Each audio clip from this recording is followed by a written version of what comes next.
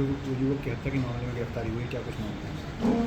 इसमें 19 मई 2025 को city police station Gurugram को एक इन्फॉर्मेशन मिली थी कि एक व्यक्ति कुछ चोटें लगे कारण अचेत अवस्था में रेलवे रोड पर पड़ा हुआ है। इसके ऊपर पुलिस स्टेशन की टीम स्पॉट पर पहुंची थी और जो व्यक्ति था उसको हॉस्पिटल लेकर के गए थे और उसी दौरान मालूम हुआ कि उस व्यक्ति की मृत्यु हो चुकी है।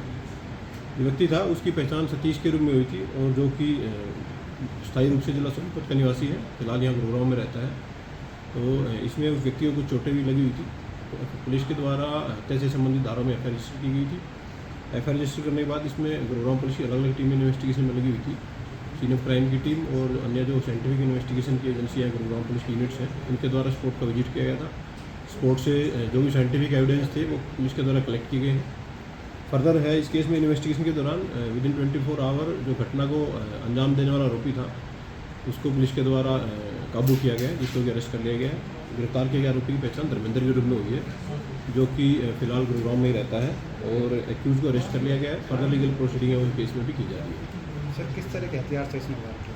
अभी तक की प्रारंभिक पूछताछ में ऐसा मालूम हुआ है कि ये दोनों व्यक्ति, मृतक और जो आरोपी था, ये दोनों ही ठेके के आसपास शराब का सेवन कर रहे थे और इसी दौरान इन दोनों की आपस में कुछ कहासुनी हुई है।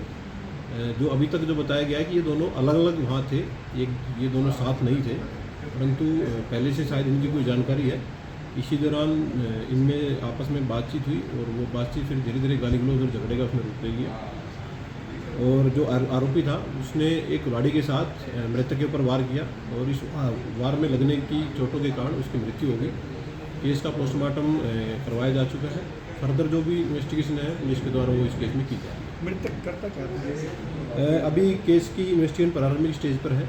आरोपी को फिलहाल अरेस्ट किया ही गया है। उससे फर्दर जो है कि घटना के बारे में, पूरा घटनाक्रम के बारे में विस्तार से जानकारी हासिल की जाएगी और जो भी घटना के कारण रहे हैं उसके बारे में उसके डिस्क्लोज जो भी करेगा उसके अकॉर्डिंग पुलिस अपनी फर्दर कार्रवाई अपनी जारी रखेगी। क्या कोई और भी शामिल था और क्या कुछ बरामदगी? अभी तक फिलहाल मालूम हुआ है कि इस घटना में और कोई अन्य आरोपी शामिल नहीं था, परंतु एक डीप इंटेरोगेशन पुलिस के द्वारा आरोपी से की जानी है और इंटेरोगेशन में जो भी आरोपी बताएगा उसके अकॉर्डिंग कार्रवाई करेगी। फिलहाल तक की इन्वेस्टिगेशन के अनुसार इस घटना को सिर्फ इस अकेले व्यक्ति के द्वारा अंजाम दिया गया था, जिसको पुलिस के द्वारा अरेस्ट कर लिया गया। गिरफ्तारी कहाँ से हुई? अभी केस में फ़िलहाल जो इन्वेस्टिगेशन है वो की जा रही है। आरोपी को काबू कर लिया गया, अरेस्ट कर लिया गया है। फर्दर जो भी प्रोसीडिंग हो वो पूरी की जाएगी। Thank you.